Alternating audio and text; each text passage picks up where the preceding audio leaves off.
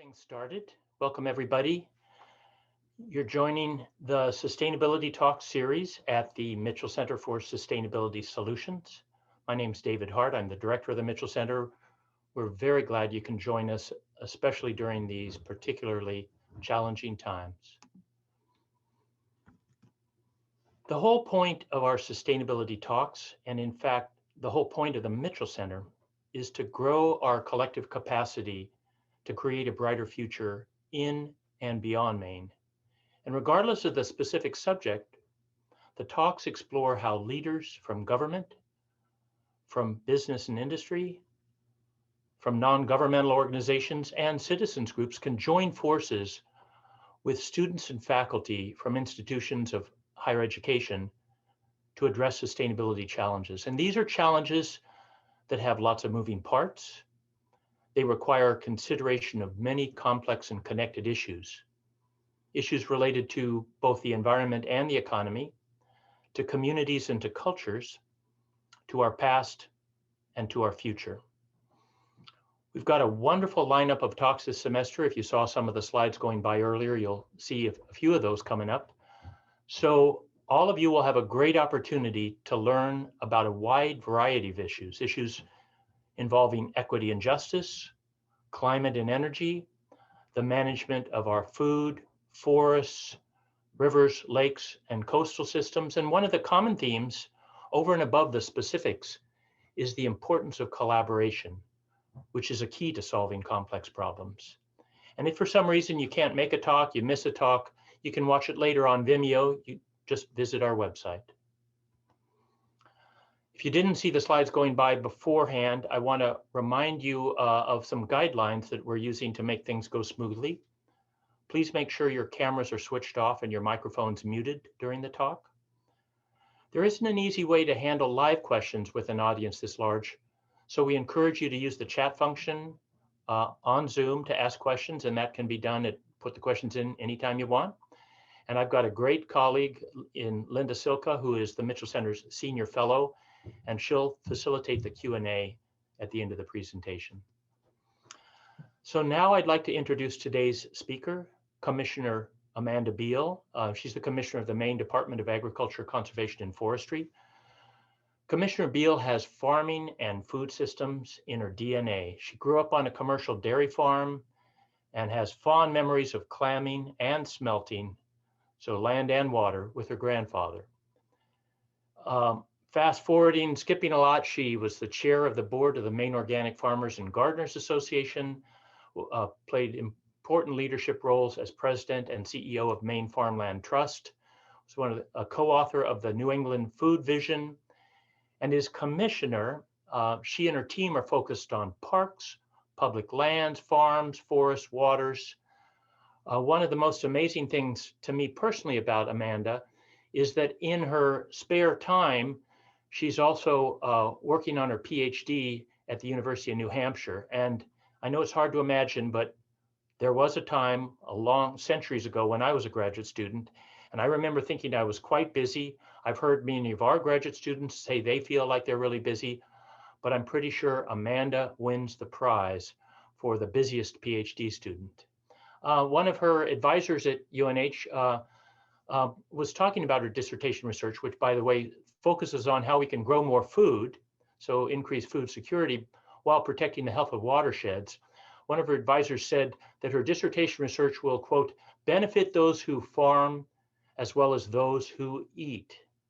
So it looks like her dissertation research is going to be important to all of us.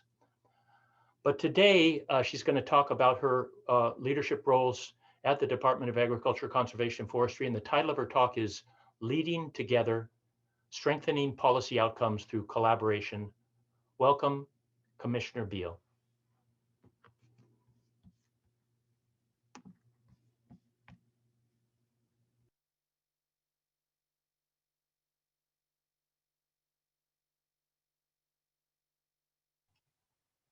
Thank you so much. That makes me feel like I should be working a little bit faster on my dissertation. But as you said, I am a little bit busy. Let me see here. I'm going to try to share my screen. And Hopefully this works. And here.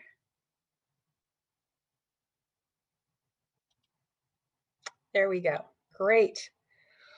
All right, well, good afternoon, and thank you so much. It's really great to be here today. I was so pleased to be invited to talk with you all here about our work at the Department of Agriculture, Conservation, and Forestry, and our approach to navigating through some highly complex but important areas of our work over the past couple of years. So let's see here, if I can advance my slide. Here we go. So I'm going to start out by sharing a little bit about my background and how my past experiences have shaped my orientation to leading a department like Department of Agriculture, Conservation, and Forestry.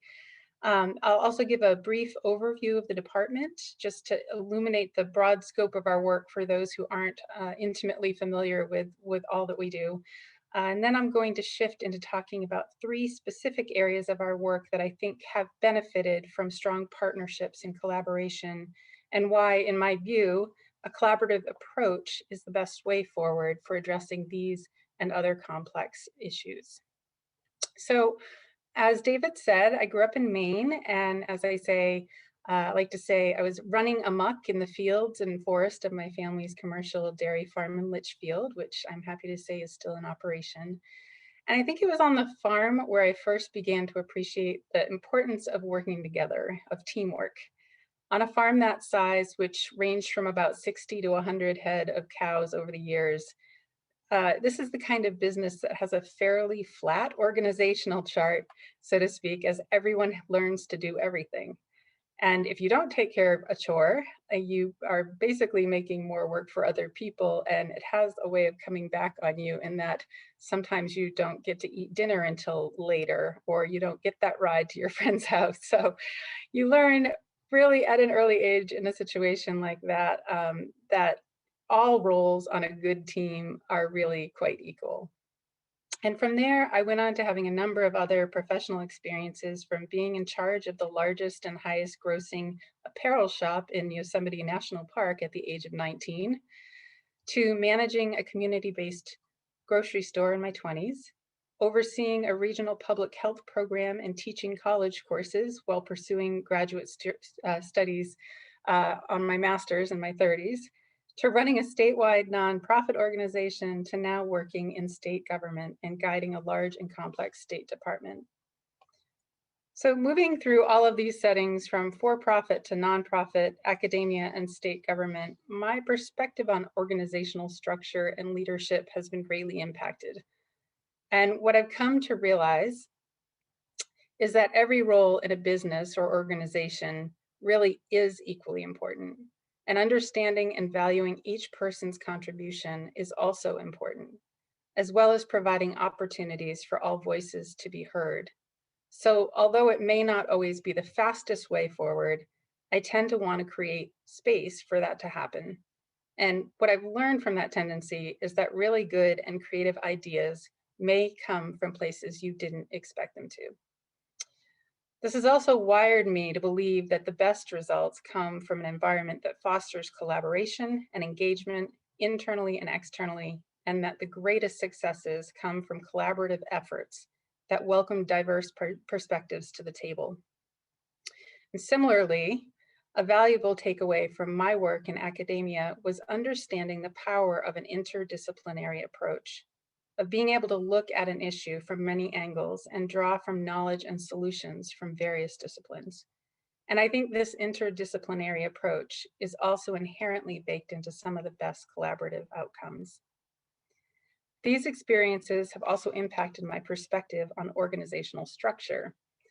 I find hierarchical organization charts to be very limiting in trying to describe or understand an organizational environment, as it's easy to lose sight of interconnectedness when looking at a page of neatly constructed silos. And it doesn't adequately depict the many forms of leadership that each person contributes to the team, regardless of where they sit. This really hit home for me when I stepped into the role of president and CEO at Maine Farmland Trust, where I soon after reimagined the organizational chart for the organization as more of a level surface, more like a tabletop, and each person's role in the organization as a plate on that table, all roles in the same dimension, with everyone playing a leadership role and equally important to the overall success of the organization. That is a perspective I also bring to the Department of Agriculture, Conservation, and Forestry, where there are literally hundreds of incredibly talented people who, from wherever they sit in the agency, are integral to doing our work well for the people of Maine.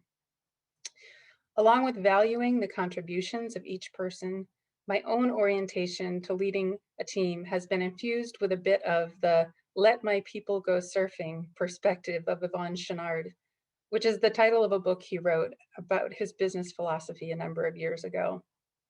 Yvon actually grew up in Maine and eventually made his way to the West Coast, landing in Yosemite National Park, which is interesting, as many years later, I followed in his footsteps, so to speak, by living in Yosemite for a few years. There, he was a legendary rock climber, something I could never claim to be, try as I might, and he went on to build the gear and then apparel company, now known as Patagonia. Yvon found early on that he and his employees were happier and more productive if they were treated with respect, which included letting them both have a voice within how the company would run and letting them make certain decisions about how they do their jobs. He would encourage his staff to feed their creativity, which ultimately led to better outcomes. He also put more emphasis on quality over quantity, and in striving to do what they do well. And importantly, he focused on hiring people who had a collaborative spirit. All of these experiences led me to assemble the leadership team at the department in place today, who are also wired to approach our work in a collaborative way. I'll come back around to why I think that is so important when I talk about some of the key challenges we've been working through. But for now, I'll shift over to telling you a bit about the department. So the work of the Department of Agriculture, Conservation, and Forestry is very broad and far-reaching. Our department is charged with promoting and advancing Maine's agricultural resources, protecting and enhancing nearly 18 million acres of forest land, managing more than 700,000 acres of state parks and public lands, and administering numerous science-based programs focused on resource management, land use planning, and conservation. And here you see we have the Bureau of Agriculture, Food, and Rural Resources, Bureau of Forestry, Bureau of Parks and Lands, and the Bureau of Resource Information and Land Use Planning. And I'll just dive into these a little bit deeper so you get a better sense of what each does in just a moment. But I will say that the impact of our work is also quite extensive and supports a large part of our overall natural resource-based economy, as our agriculture, forestry, and outdoor recreation sectors combined contributes more than $20 billion to our state's economy annually and supports approximately 140,000 jobs. Not long ago, this was actually two separate departments until a merger several years ago brought together the Department of Agriculture and Conservation and Forestry. So we are a rather large department. Our staffing fluxes between about 400 and 700 people, depending on the season. And again, as I said, we have a broad scope and many programs. So the Bureau of Agriculture, Food, and Rural Resources, as you see here, is responsible for animal and plant health, farm and consumer quality assurance, agricultural product marketing, emergency food distribution, and supporting the vitality of rural communities and our 7,600 farms whose farmers steward 1.3 million acres of farmland throughout the state. And these are the different programs that we have within the Bureau. The first one there, Agriculture Resource and Development, is really where our marketing for agriculture comes from. The Real Maine brand, you probably have seen it. It's very attractive. We just refreshed it about a year ago. And these other divisions and commissions, and then the Board of Pesticides Control, all reside within the Bureau of Agriculture.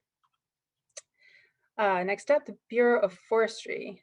which promotes sound forest management on Maine's forest lands, protects the forest resource from destructive elements, including fire, insects, and diseases, provides forest management advice and assistance, promotes improved marketing and utilization of forest products, collects and maintains up-to-date data, including a forest industry inventory, and promotes sound forest policy, and administers the state's forest practices laws.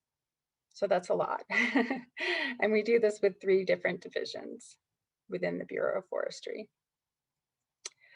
Next up, the Bureau of Parks and Lands manages 48 state parks and over 620,000 acres of public land, so over 700,000 acres total, for public access, recreation, and a multitude of other benefits to Maine people and visitors.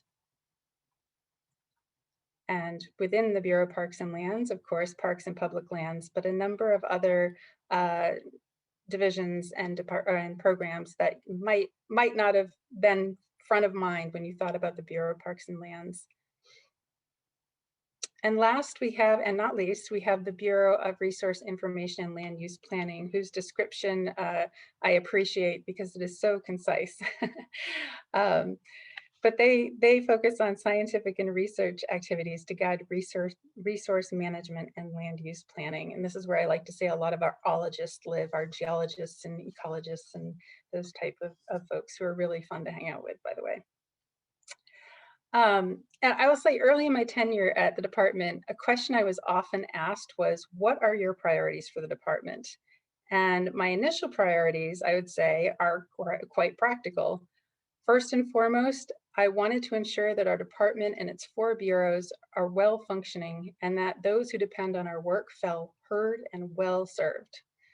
I also wish to support an environment that enables good collaboration, transparency, and trust, both internally and with stakeholders that we work with outside the department. And I wanted those we serve to consider us an accessible source of reliable information and to ensure that the work we do is having a real positive and visible impact on those who steward and those whose livelihoods depend upon some of our most important natural resources embodied in our farmlands, forests, parks, and public lands. And although we couldn't have known how the world would drastically change in 2020, I do believe that focusing on these priorities in year 1 put us on solid footing from where we launched into the global pandemic, which I'll say more about soon. But first, I just want to come back around to this topic of collaboration, as it was a guiding question that I was asked to give some thought on as I was putting together this talk. And I know I've spoken about it already, but I guess I can't stress enough that I think a collaborative approach to problem solving is central to how we do our best work on behalf of Maine's people. It's no secret that we have limited resources. And by working with others, it gives us all an opportunity to best leverage those resources. And as I noted earlier, collaboration also takes time, which often feels like it's in short supply. But as I talk about these key issues ahead, I think it's clear to see that the benefits of investing in this approach far outweighs the challenges. Oops, sorry, I should have advanced. These were the programs within the Bureau of Resource Information and Land Use Planning. So these are the 3 key issues I want to talk a little bit more about. One is our COVID-19 response. The next is climate change and our natural resources. And the third is to talk a little bit about an initiative we have underway called Ending Hunger in Maine. So, COVID-19 response. Early last year, we all experienced together what felt like a very fast transition from a world we were accustomed to one where disruptions, uncertainty, and change were front and center. As we became aware of the risks of COVID-19, it was clear that we needed to prioritize communicating and partnering with others in order to handle the magnitude of work that was in front of us, some of which we couldn't even see clearly for weeks and months on end. Our orientation from the outset was to work with others to understand the issues that our stakeholders were facing, sharing data in many forms and collectively determining where do we go from here. We did this in many different ways, from reaching out directly to people working in the agriculture and forestry sectors to holding weekly calls with other state-level service provider groups, as well as with our regional partners throughout New England and others. This helped us all to share information regularly and to better coordinate our collective response. From these conversations, we could ensure we weren't duplicating efforts. We could better share pertinent resources and support each other in getting the word out about the ways in which we were able to help. This kind of collaborative approach has been particularly essential throughout the past year and has helped us as a State Department to address challenges in a targeted and effective way. Likewise, there have been numerous opportunities to work with other state agencies to address COVID-19 impacts, strengthening our responsiveness and ability to assist our stakeholders.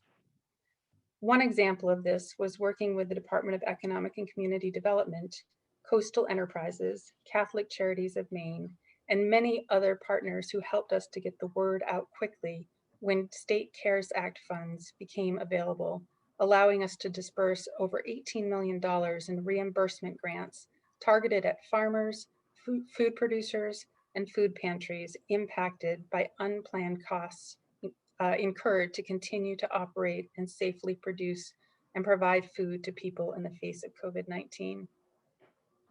Overall, I would say that our experience in the last year in particular is one of being in very high demand for our services, from supporting farmers and food producers as they navigated regular market channel disruptions by the pandemic, to advocating for federal COVID-19 support for our farming and forestry sectors, to managing a very busy year for our parks and public lands.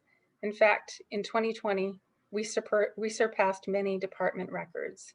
For example, Maine State Parks broke all-time records for both day use and camping, and for the first time ever, total state park attendance topped 3 million visitor days. This record use occurred despite pandemic-related spring closures and season-long capacity restrictions at several state parks. I'm sure most of you know that we experience very heavy traffic in our southern coastal parks, to the point that we had to temporarily close some of them last spring.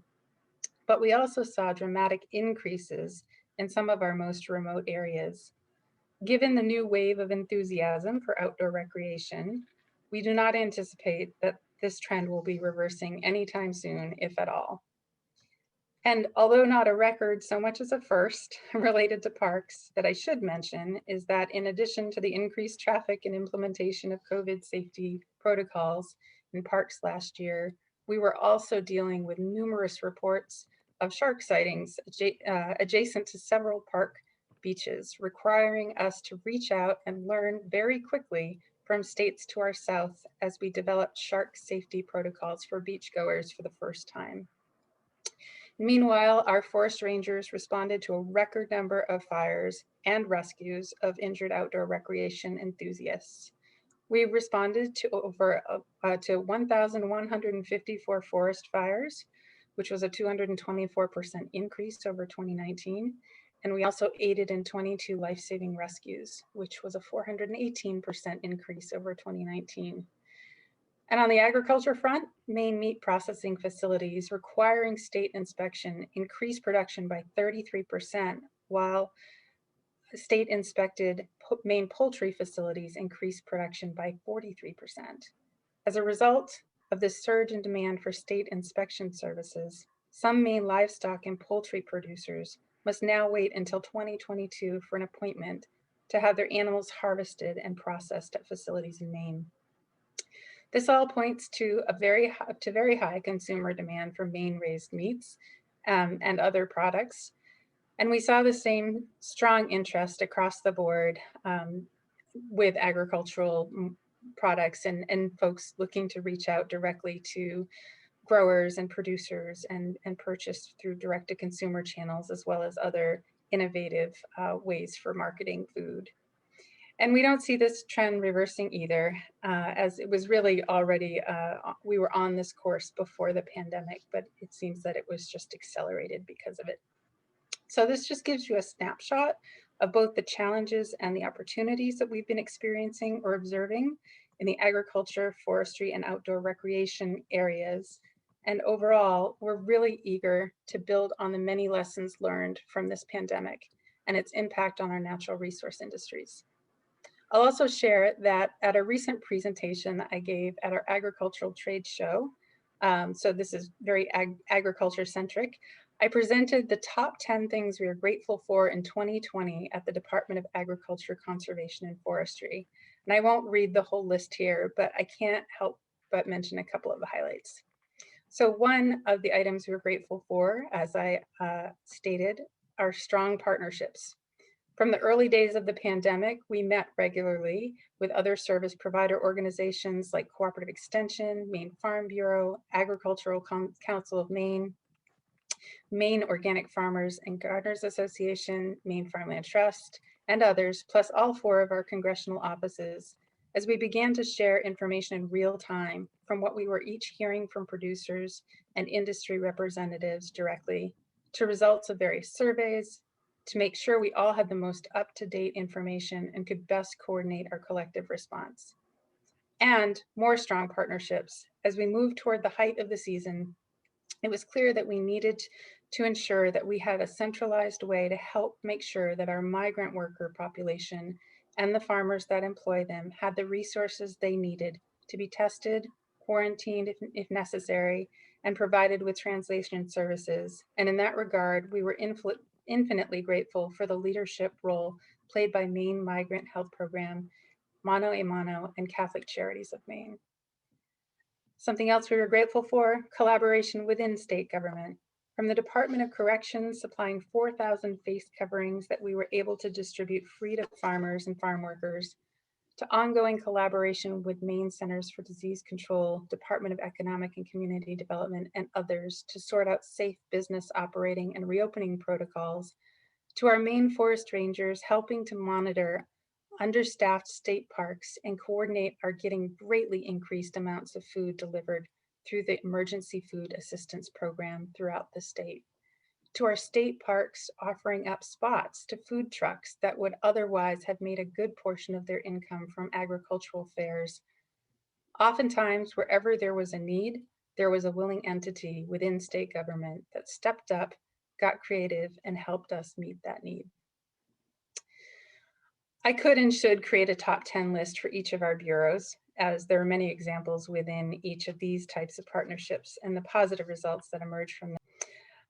And looking back, and as we move further into this year, it really is clearer than ever where our vulnerabilities lie, where bottlenecks exist, and where there is opportunity to address obstacles and deficits made obvious by COVID-19 that can strengthen our industries and build more resilient systems that serve Mainers, and this is where our focus will be as we move forward. In that work, we will continue to prioritize a collaborative approach to working with and supporting our stakeholders, both within our department and across state departments as a whole, as well as with our state legislators, our congressional delegation, and numerous other organizations, businesses, and other partners to address COVID impacts. In terms of agriculture, we've been working to actively inventory the infrastructure needs of farmers and food producers, as we believe that we have a real opportunity to support economic growth and enhance food security for Maine through food system infrastructure investment.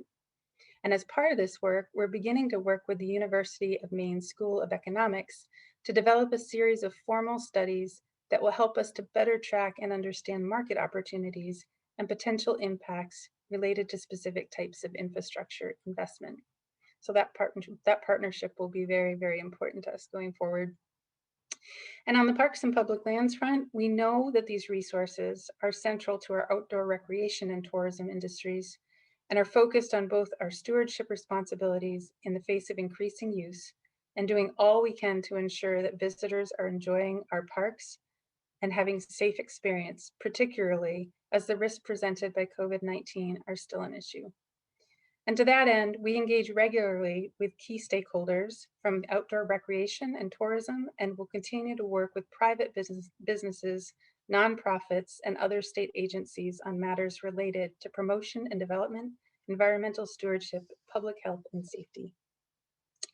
And in forestry, our department staff have consistently and will continue to be engaged with the promising and collaborative work being done around the Forest Opportunity Roadmap, or FORMAIN, participating as part of multiple subcommittees, including market attraction and emerging technologies.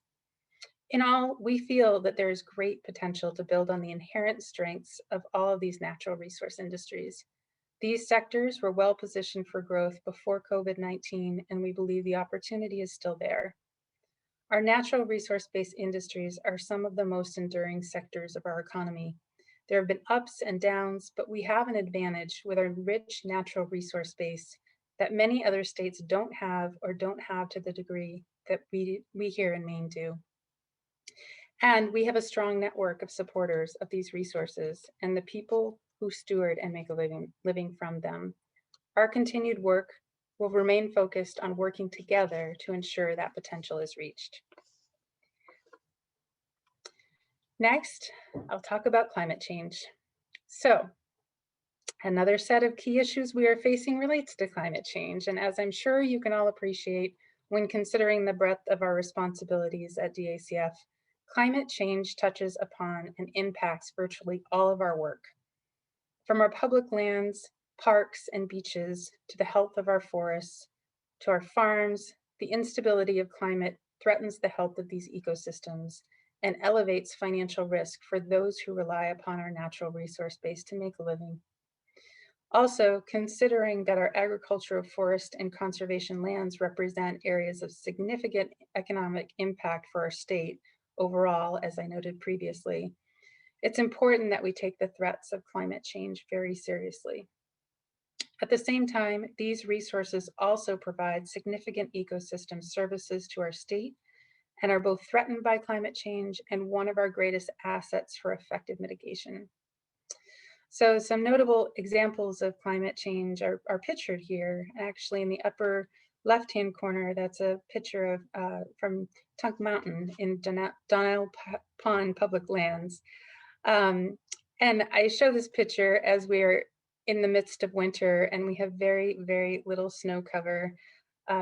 This was actually about a year ago that I was out hiking and there was quite a bit of snow. And it saddens me to know that the projection is for less snow going forward due to climate change, which has a number of impacts from impacting forest health and composition, to less insulation for perennials in agriculture and decreased winter recreation opportunities. So that definitely impacts our public lands as well as our forests and our farms. And the next, the upper middle there is depicting some erosion in one of our state park beaches. And that's something that we are definitely tuned into as well and concerned about. Over on the far right, upper and lower, are some photos from our record-breaking forest fire year. Not the kind of record that we want to keep breaking, that's for sure. And finally, in the lower left, that's a very depleted pond farm. And one of the interesting things to keep in mind is that as we experience more extreme weather events, that doesn't necessarily provide the recharge that we need. What it does is provide erosion or produce erosion, which is another concern for agriculture. And so we also want to acknowledge that this land base is already sequestering a significant amount of carbon, as 75% of our emissions are taken up by carbon sequestration on our natural and working lands. But we also believe that there's potential to increase that amount through climate smart management activities. And so, as I'm sure you're aware, in early 2019, Maine committed to decreasing our greenhouse gas emissions by 45% by 2030 and 80% by 2050, and to achieve carbon neutrality by 2045, which are targets that were initially set by our Governor Janet Mills. And even with legislation on the books to make this happen, this will be no easy feat. We absolutely need to harness diverse perspectives and expertise, and it will take efforts from all sectors to meet these goals. And at the center of this work is the Maine Climate Council and its working groups that have spent many thousands of hours over the past couple of years creating the opportunity for many voices to be heard, and resulted in the climate action plan that was released at the end of last year, titled Maine Won't Wait. Many people and entities have played an important role in developing the overarching strategies in the Climate Action Plan, including the University of Maine staff from the Climate Change Institute, who have been at the center of the Science and Technical Committee and other conversations. And I believe I saw Ivan Fernandez on the participant list when I logged on, and his expertise has been incredibly beneficial to this process. Alongside young people, nonprofit organizations, legislators, scientists, businesses, and individuals, they all have a role to play.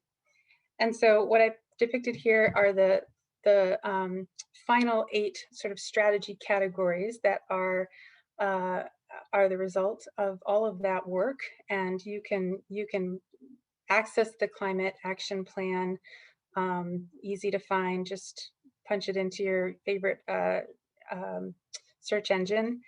And I'll just say that given the importance of climate change to our department, numerous staff have been engaged in the work of the Maine Climate Council from DACF and the development of the Climate Action Plan, and we will continue to prioritize that work.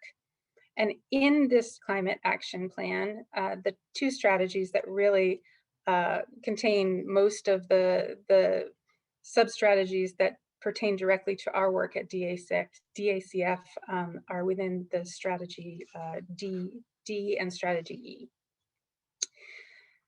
So from prioritizing land conservation to recommending incentives for private landowners to adopt climate-friendly management practices, to acknowledging that the state should lead by example, these activities can both protect the viability of our natural resources and their ecological and economic contribution to our state and our day-to-day lives.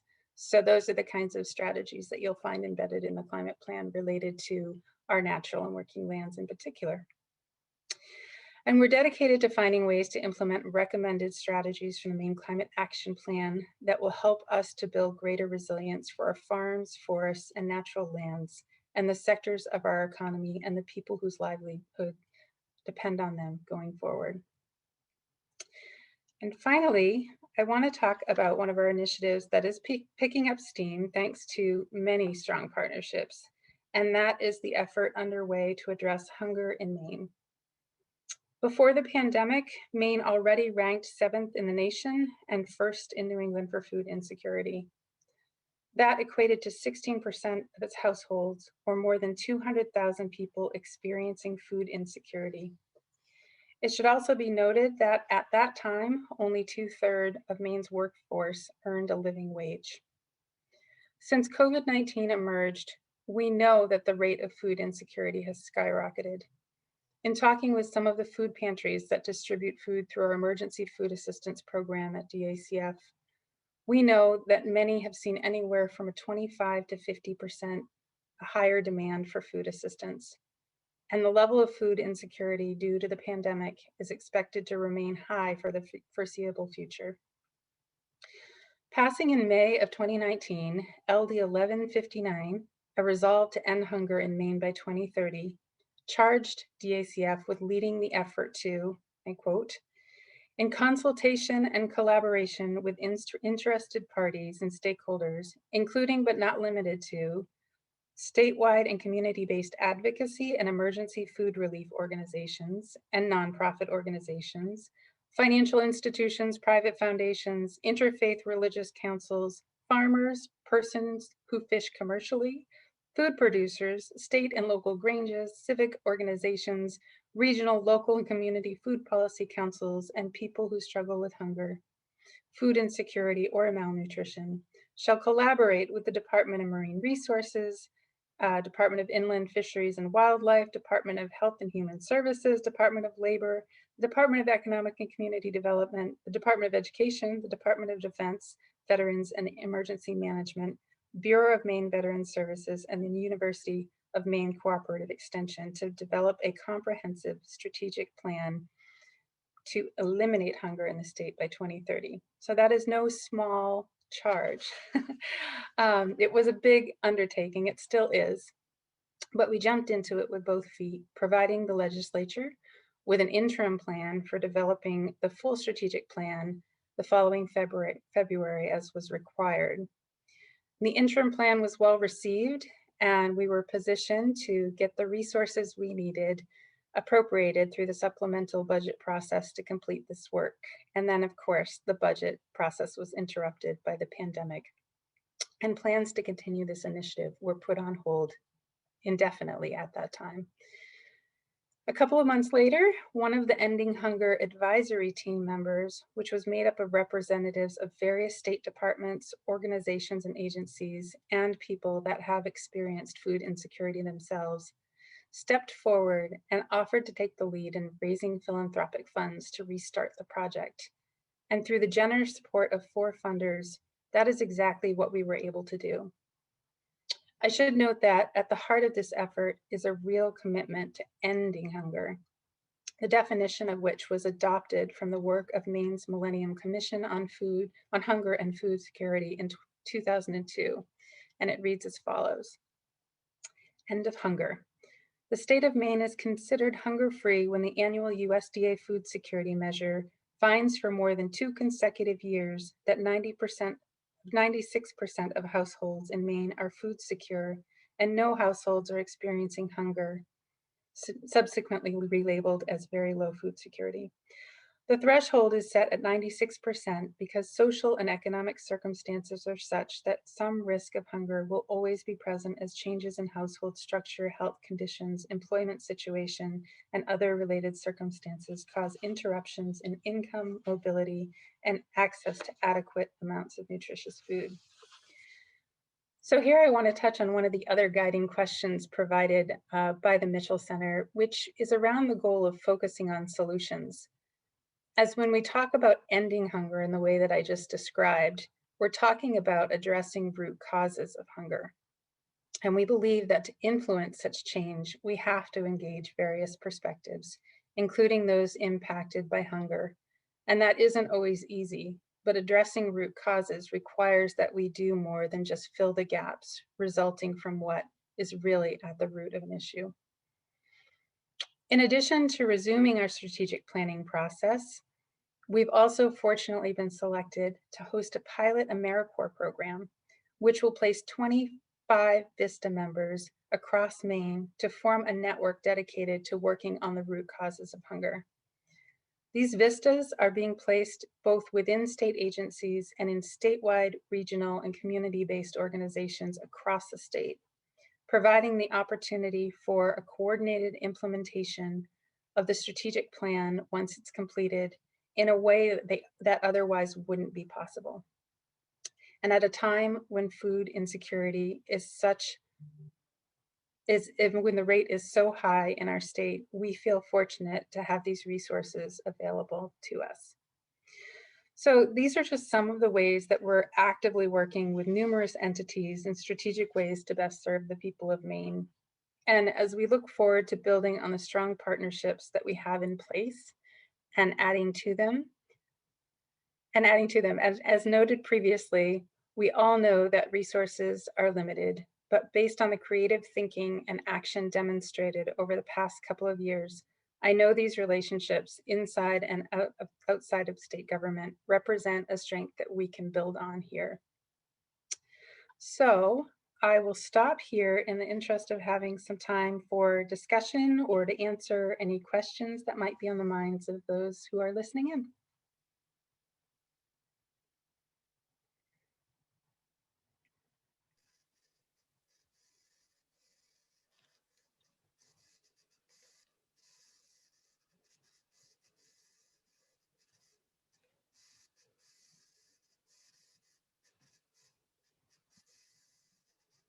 Can we all give the commissioner, even though she can't see us clapping, can we all clap because it was just a wonderful talk. And now, oh, good. I can start. There's just so much here that we all can learn from and think about, and just think about in a lot of different ways. Um, Commissioner Beal, you started with some really interesting points about collaboration and how important it is and how to build collaborative spirit. And it can take time. Do you have any suggestions for all of us that are listening? If we wanted to get started to do even more collaboration, what you think we might want to think about? Sure. Yeah. And I'll say that, some of my staff have heard me say this before, and I think it really is true that process is everything. And so, the way that we look at engaging people and inviting them to the table to collaborate, I think it's important to be really mindful of that. And as I said, good collaboration takes time. It can be time consuming, and building a level of trust amongst partners who haven't worked together before.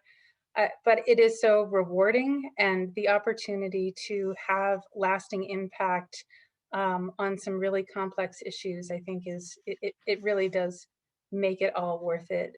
And um, I think the other thing that is important to me in collaboration is to take every opportunity you can to shine a light on what others are doing and bringing to the table.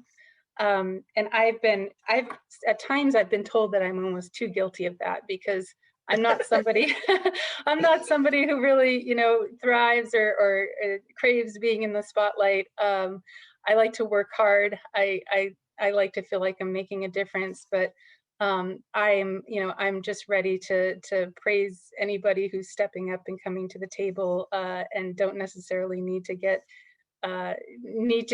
any of the, you know, applause myself, because I feel like when you work together with others, that's to me the most gratifying thing, is just to see what you can make happen, to see the outcome. Yeah.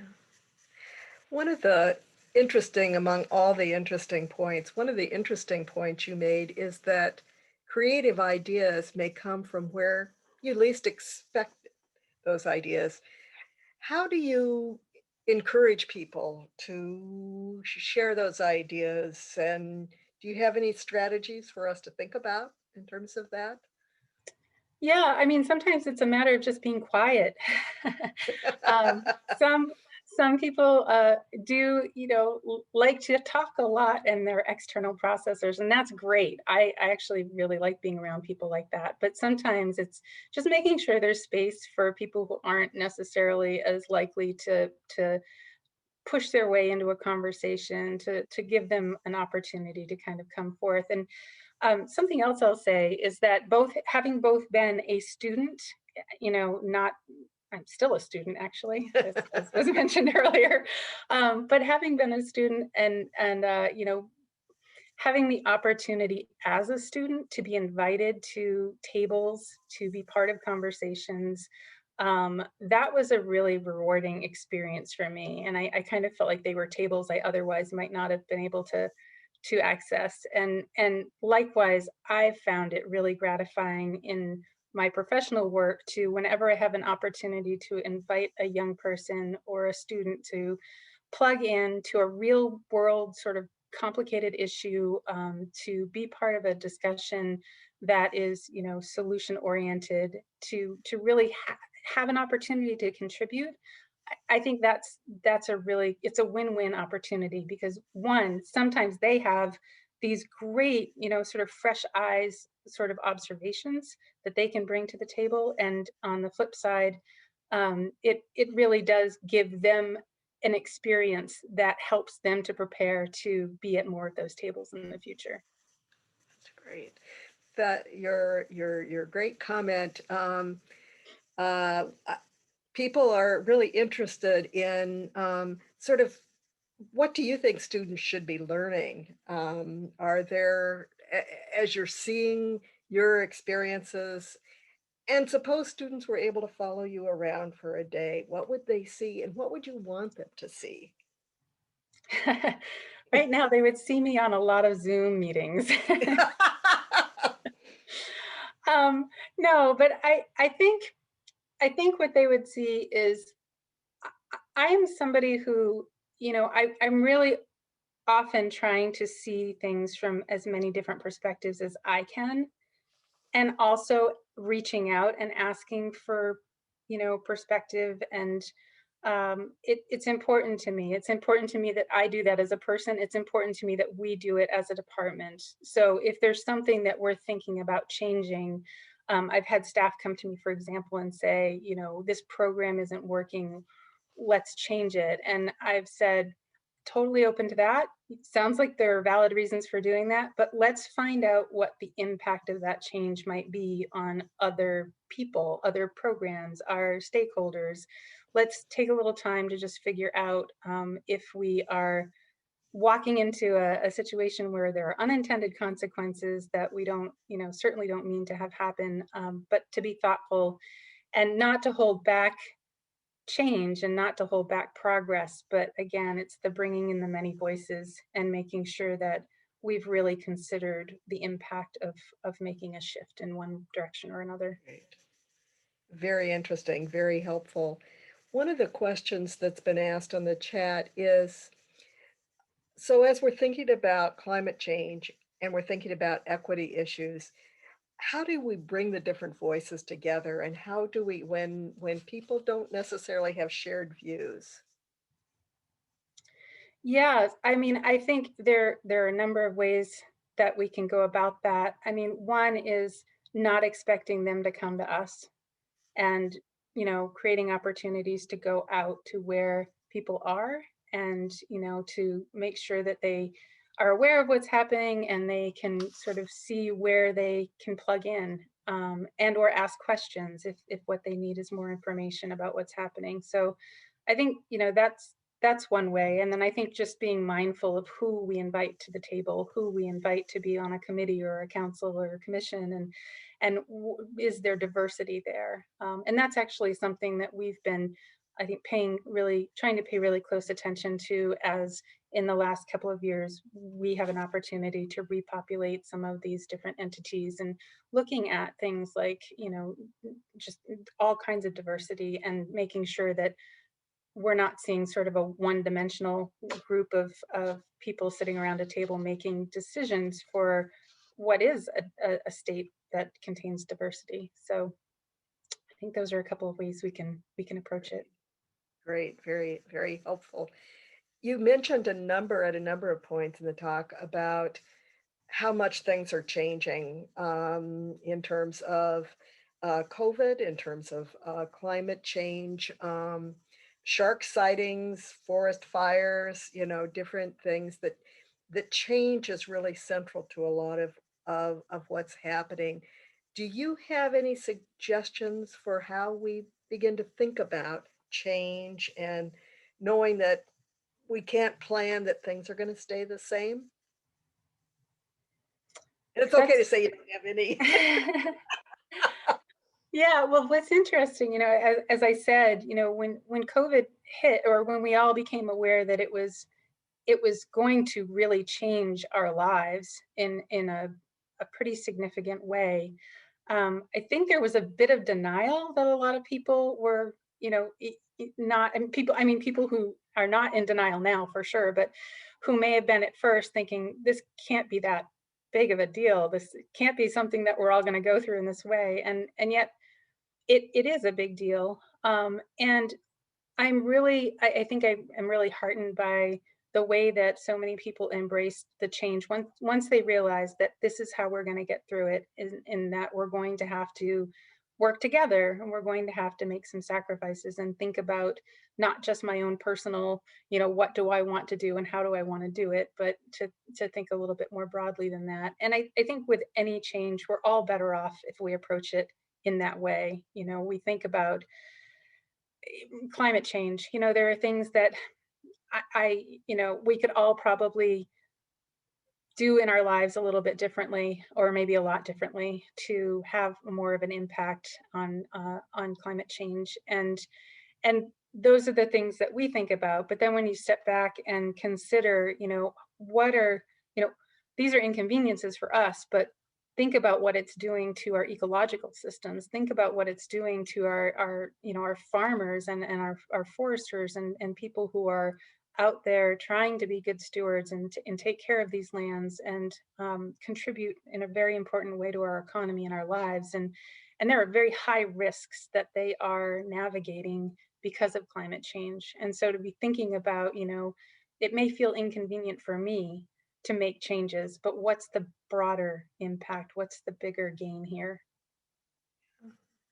Um, so it's just so important.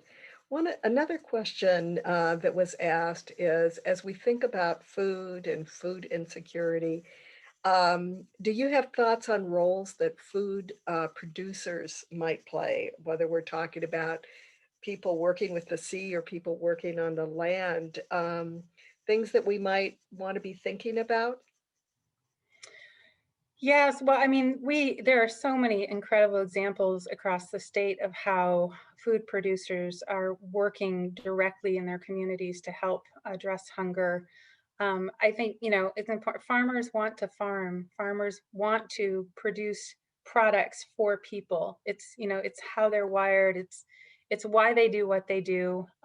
And so I think to the degree that we can also support them in that, I don't think we should be looking to our producers to on their own solve hunger, because there is a financial cost to growing food and they need to make a living too. And it's true that in some cases our farmers are the ones that also are food insecure because of the economics of agriculture and certain types of sectors of agriculture. So I think, we can do more, we can do better, and we can look to our producers as a partner in really feeding everyone. And I know that they're very willing to play a big role in that.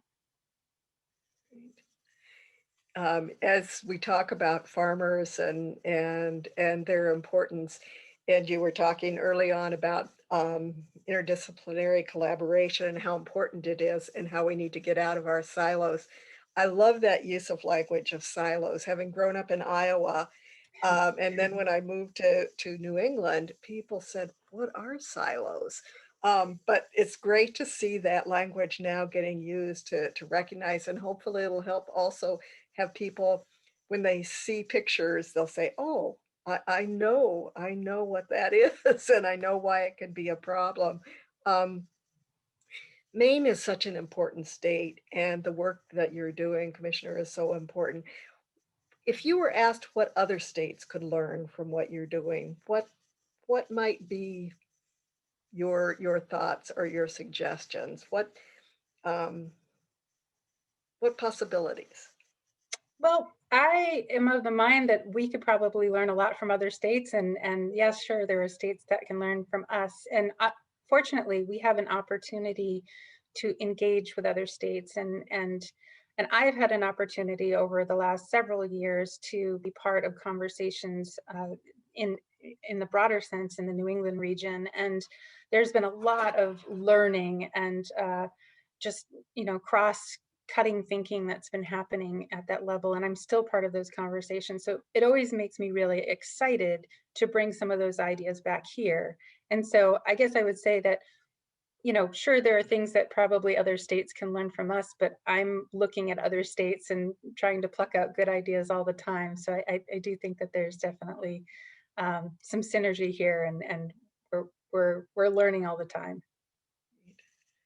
We are, thank you very much. We're so appreciative of you taking time out of your busy important work and spending time with us to help us learn from you. As a university, this is the thank you and the final question. And are there things that we could do more of that would be helpful to what you're doing? You mentioned the Climate Institute, which is wonderful. You mentioned some other parts, of the university, but are there things we should be thinking of where we could make more of a difference? Well, I have to say, I mean, I am a huge fan, supporter of academic institutions and what they do for our communities in our state. And I think just continuing to really train critical thinkers, train young people that want to plug in and want to, really roll up their sleeves and be part of the work and all of these complex issues and others that will come down the road ahead of us. And I think a really important skill in my mind is to be able to be, a good communicator and to be willing to step forward when you see something that needs to be changed and say, raise your hand and say, I want to play a role. And I think there are so many opportunities for that even before they graduate. And to the degree that we can look for opportunities to plug them in to some of these real world issues, I think that we'll all benefit in the long run. Thank you. Thank you for your time. Thank you for your great insights and your hard work. And thank you for taking this time with us. And so many of the points on the chat are about thanking you for the great presentation. So and I think, Ruth, that you saved those. So David, any final thoughts? And everybody give a thanks. Thank you. Yeah, I'll just, Linda, thanks so much for helping facilitate that great conversation. Amanda, I would just say that I'm going to keep coming back to your point about going out of our way to listen, to find diverse perspectives. I think that's so powerful. It's hard work. We're still practicing how to do that at the Mitchell Center, but we have a lot of wonderful faculty and students who are deeply committed to that work as well. So thank you very much.